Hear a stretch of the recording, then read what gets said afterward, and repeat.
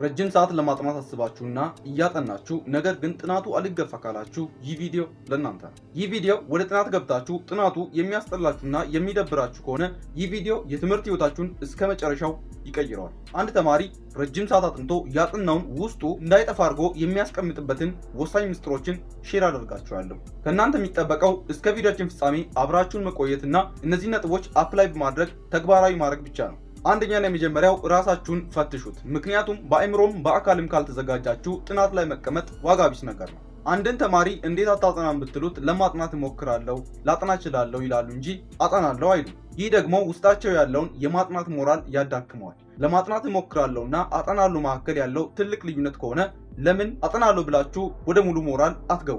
ለዚህ ነው ራሳችሁን መፈተሽ አለባችሁ። ምክንያቱም ፕላን ስታወጡ ራሳችሁን ካልፈተሻችሁና ከዚህ በፊት ምን ያክል ደቂቃ እንደምታጠኑ ካላወቃችሁ በትክክል ፕላኑ አይሰራም። ምክንያቱም አንዱን እያጠናችሁ የሌላኛው ትምህርት ተራ ስለሚደርስ ትወዛገባላችሁ። ስለዚህ ፕላናችሁ ፌል ከሚያደርግባችሁ ቀድማችሁ ራሳችሁን መገምገምና ቼክ ማድረግ አስፈላጊ ነው። ሁለተኛ፣ በቂ ረፍት መውሰድ። በቂ ረፍት ካልወሰዳችሁ ፎከስ ማድረግ አትችሉም። ፎከስ ካላደረጋችሁ ደግሞ በትክክል ማጥናት አትችሉም። በትክክል ካላጠናችሁ አይምሯችሁ ውስጥ ያጠናችሁት መረጃ አይቀመጥም።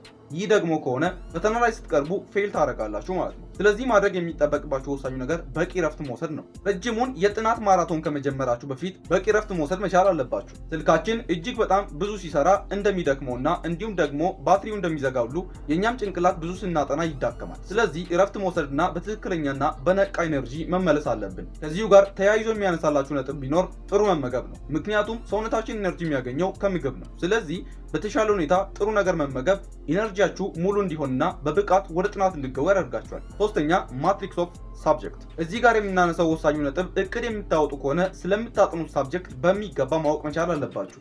ከባባድ የትምህርት አይነቶች ከፍተኛውን ፎከስ የማድረግ ኢነርጂ የሚወስዱት እነርሱ ናቸው። ይህንን በሚገባ ለይታችሁ ማወቅ የትኛውን ማስቀደም እንዳለባችሁ በሚገባ እንድትረዱ ያደርጋቸዋል። ትንሽ ከሆኑት ሳብጀክቶች ጀምራችሁ ተነቃቅታችሁ ወደ ትልቆቹ ትሄዳላችሁ፣ ወይም ደግሞ ከትልቆቹ ጀምራችሁ ወደ ትንሾቹ ትሄዳላችሁ። ይህን እንድትለዩ የሚያደርጋችሁ ስለ ሳብጀክቶቹ ማወቃችሁ ነው። እንደኔ የሚመክራችሁ ነገር ምንድን ነው? ከትልቁ ሳብጀክት ጀምራችሁ እየቀለላችሁ ብሄድ ይሻላል። ይህ ኮንሰፕት ኢትስ ዛት ፍሮግ ከሚለው ሀሳብ የተወሰደ ነው። እዚህ ጋር ሀሳቡ እንቁራሪት ስለመብላት ሳይሆን ትልቅና የሚያስጠላችሁን ነገር ቅድሚያ ካደረጋችሁት ሌላው ሁሉ እጅግ በጣም ቀላል ይሆንላችኋል። ምክንያቱም ሞቲቬትድ ትሆናላችሁ። በመጀመሪያው ጧት በነቃ ጭንቅላታችሁ ፍሬሽ በሆነው ማይንድ ከባዶቹን ትምህርቶች የሚታጠኑ ከሆነ ሌሎቹ እየቀለላችሁ ይሄዳል።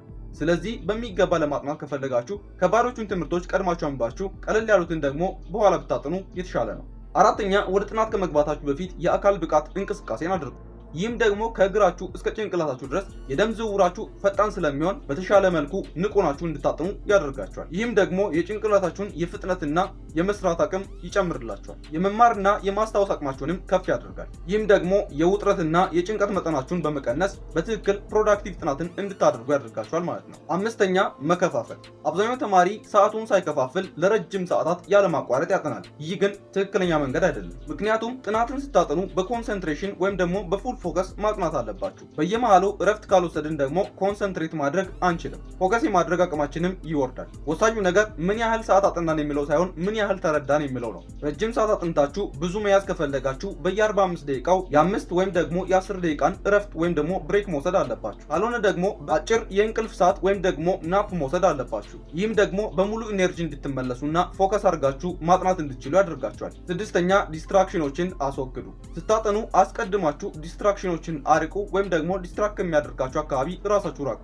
ይህ ማለት ደግሞ ስታጠኑ ቲቪ ወይም ደግሞ ስልክ አጠገባችሁ ባይኖር ወይም ደግሞ ኦፍ ቢደረጉ ይሻላል። በስልክ የምታጠኑ ደግሞ ሶሻል ሚዲያ ኖቲፊኬሽኖችን ኦፍ በማድረግ በስልካችሁ ማጥናት ትችላላችሁ። እዚህ ጋር ግን በፎከስ ለማጥናት ከፈለጋችሁ ጸጥ ያለ ቦታን ፈልጋችሁ በደንብ ማጥናት መቻል አለባችሁ። ይህም ደግሞ ፎከስ የማድረግ አቅማችሁን በመጨመር ረጅም ሰዓት እንድታጠኑ ያደርጋችኋል። እዚህ ጋር ልብ ማለት ያለባችሁ ነገር ዲስትራክሽን አርቃችሁ በፎከስ እያጠናችሁ እንዲሁም ደግሞ በየ25 ደቂቃው በየ45 ደቂቃው ብሬክ የምትወስዱ ከሆነ ብሬክ በምትወስዱበት ሰዓት ስልካችሁን አትነካኩት። ምክንያቱም እሱ አንዱ ዲስትራክሽን ስለሆነ።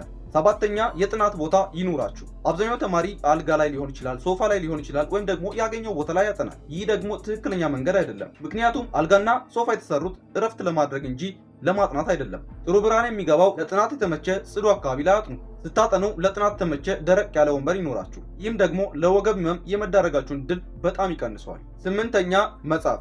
አንድን ሳብጀክት እያጠናንና እያነበብን ብቻ ውስጣችን ይቀራል ማለት እጅግ በጣም ትልቅ ሞኝነት ነው። ይልቅ ያጠናነውን ውስጣችን ለማስቀመጥ በወረቀት ላይ ማስፈር መቻል አለብን። ይህን ስላችሁ ሁሉንም ደግሞ ያነባችሁትን ነገር ወረቀት ላይ ጻፉ እያልኩኝ አይደለም። ማድረግ የሚገባችሁ ወሳኙ ነገር እጅግ በጣም ይጠቅማሉ የምትሏቸውን ፖይንቶች ወይም ደግሞ አስፈላጊ ነጥቦችን እና ያጠናችሁትን ፓራግራፍ ወረቀት ላይ በገባችሁ መልክ አጠር አድርጋችሁ ግለጹት። ከዚህ በተጨማሪ ደግሞ በስዕል መልክ ለመያዝ በግራፍ በቻርት እንዲሁም ደግሞ በማይንድ ማፕ መያዝ መቻል አለባችሁ።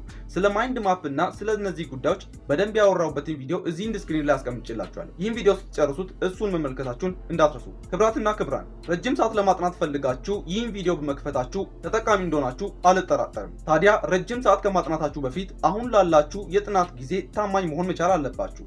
ምክንያቱም አሁን በምታጠኗቸው አጫጭር ደቂቃዎች ውስጥ እነዚህን ወሳኝ ነጥቦችን አፕላይ የምታደርጉ ከሆነ ለውጥ መፍጠራችሁ አይቀርም። እነዚህን 8 ወሳኝ ነጥቦችን አፕላይ አድርጉ። ማንም ሰው በትንሹ ካደገ ትልቁ ቦታ ላይ መቀመጡ አይቀርም። ለዛሬ ያስኩላችሁ ነጥቦች እነዚህን ይመስሉ ነበር። አይሆፕ የዛሬው ቪዲዮ እንደጠቀማችሁ ተስፋ አደርጋለሁ። ዛሬ ገና ወደዚህ ቻናል የመጣችሁና በትምህርት ውጤታችሁ ላይ ከፍተኛ ነጥብን ማምጣት የምትፈልጉ ከሆነ ይህ ትክክለኛ ቻናል ስለሆነ ይህን ቻናል ሰብስክራይብ ማድረግ ቤተሰብ መሆናችሁን እንዳትረሱ። እስከ ቪዲዮአችን ፍጻሜ አብራችሁን ስለቆያችሁ ከልብ እያመሰገንኩ በቀጣይና በአዲስ ቪዲዮ እስክንገናኝ ድረስ መልካም ጊዜ፣ ቸር ቆዩልኝ።